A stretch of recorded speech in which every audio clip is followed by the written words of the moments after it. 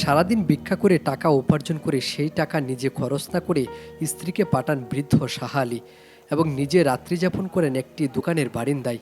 এমনই এক বৃদ্ধের সন্ধান মিলেছে গাজীপুরে কোনাবাড়িতে।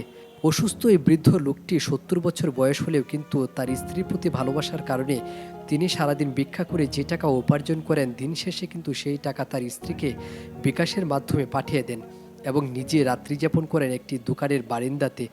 যা দেখলে হয়তো আপনাদের অনেকের চোখ কপালে উঠতে পারে, কারণ একজন বৃদ্ধ মানুষ কতটা স্ত্রী প্রেমী হতে পারে তা না দেখলে বিশ্বাস করবেন না। বৃদ্ধ সাহালি দীর্ঘদিন অসুস্থতায় ভুগছেন। নিজে শারীরিকভাবে অসুস্থ থাকার পরেও নিজে চলতে পারেন না, উঠতে পারেন না, বসলে দাঁড়াতে পারেন না। এমন অবস্থাতেও নিজে যে টাকা ইনকাম করে সবটুকু টাকায় তার স্ত্রীকে পাঠিয়ে দেন।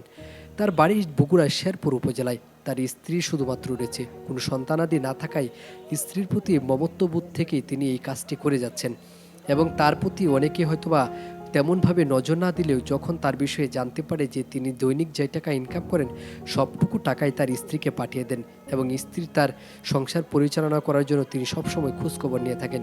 কিন্তু নিজে এই শীতের মধ্যে তীব্র মশার কামড় সহ্য করে গাজীপুরের কোনাবাড়িতে একটি দোকানের সামনে এভাবে বারিন্দাতে তিনি রাতের পর রাত কাটাচ্ছেন এবং এই কাজটি শুধুমাত্র তিনি গত কয়েক বছর ধরে করে যাচ্ছেন।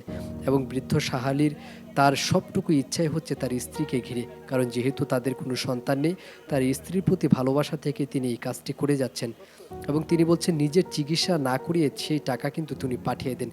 দৈনিক ২ থেকে ৫০০ টাকা তিনি ইনকাম করতে পারেন।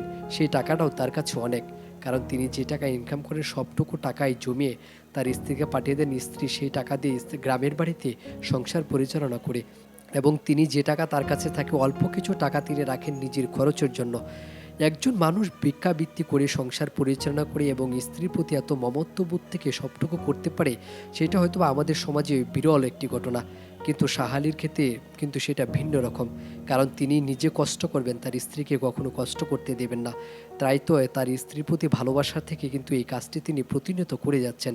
আমাদের সমাজে কিন্তু এ ধরনের মানুষ খুঁজে পাওয়া কিন্তু কষ্ট, কিন্তু তার এই অসুস্থতাকে উপেক্ষা করে তিনি সেই কাজটি করছেন। কতদিন ধরে মেলাদিন ধরে বাড়ি নাই উঠান টাকা যে উঠান টাকা টাকা এটা কেনা নেই বাড়ি দেন। কেউ আসে না বাড়িতে, কেউ আসে না, দিয়ে দেন বাড়ি কেউ নাই। কার কাছে টাকা পাঠান? বউয়ের কাছে। পুলান গজন পুলান লাগে, এখানেই থাকেন আপনি। তাহলে সাহালি আপনার নাম। বয়স কত হইব? বয়স কত হইব? বয়সটা কত হইব? হ্যাঁ 70 গেছে।